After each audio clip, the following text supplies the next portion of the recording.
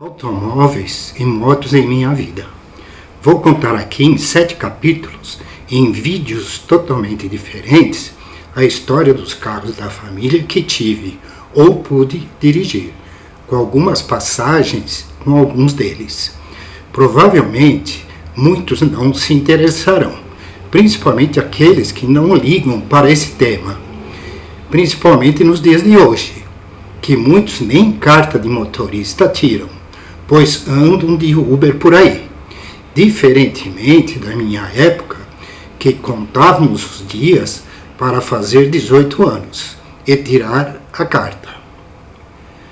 No meu caso, fui mais feliz e consegui tirar a tão sonhada carta com apenas 17 anos.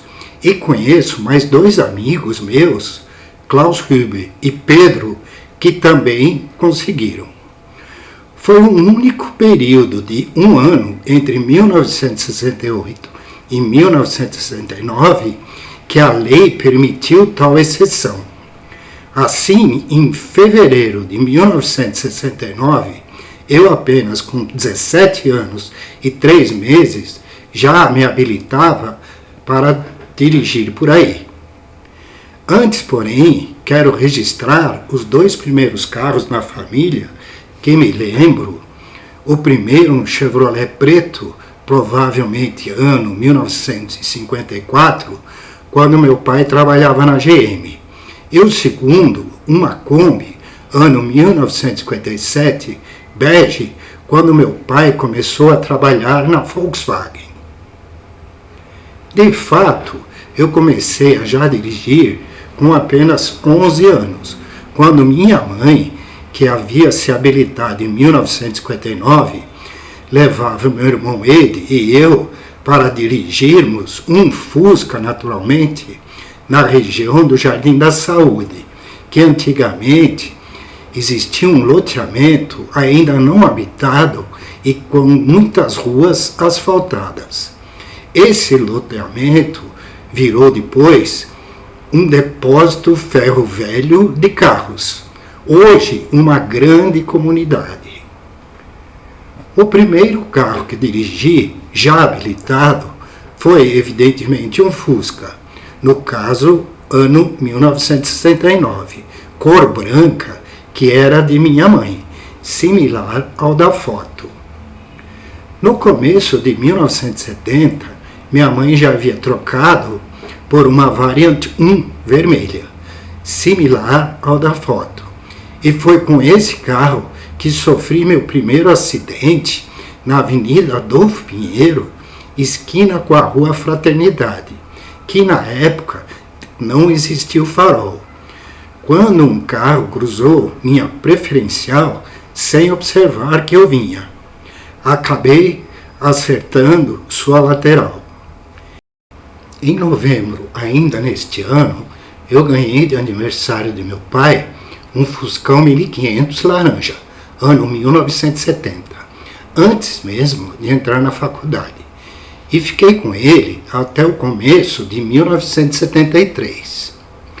Com ele fiz alguns ralis e tive ele roubado em 1972, em frente de casa, quando eu e meu colega Alan o preparava para o rali que aconteceria no fim de semana. Mas logo recuperado, pois ele estava todo caracterizado por causa dos ralis que eu participava, como mostra a imagem dele. No ano de 1973, ganhei um Fusca 1300 amarelo, ficando o Fuscão para o Ed. Este foi um dos melhores carros que tive, todo equipado, preparado e andava muito. Eu o vendi 1 ano depois, com dó no coração, a um dos irmãos Stegman, que agora não me lembro qual deles, que depois sofreu um acidente semanas depois, com perda total. Uma pena. Em 1974, troquei então o Fusca amarelo por uma Brasília bege, 1974, também bem equipada. E trocando-a em 1975 por outra Brasília, agora na cor azul, ano 1975. Veículo esse que acabei vendendo para o meu amigo Klaus. Depois desta Brasília, comprei um Fusca 1300L, marrom, ano 1976. Fui com ele ao Rio de Janeiro e lá estacionado tive furtados os meus documentos e alguns da empresa Taunus, onde na época eu trabalhava. Com ele ainda passei um grande perrengue, quando resolvi, em um fim de tarde, chovendo muito e voltando da Taunus, atravessar um alagamento na Avenida Interlagos, à altura da antiga Café Domínio.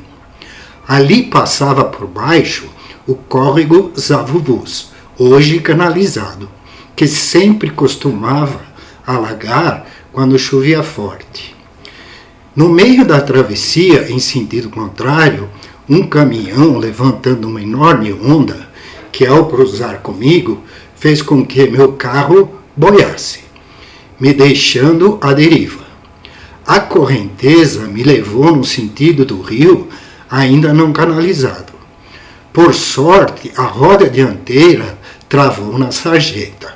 Caso contrário, a correnteza me levaria rio adentro.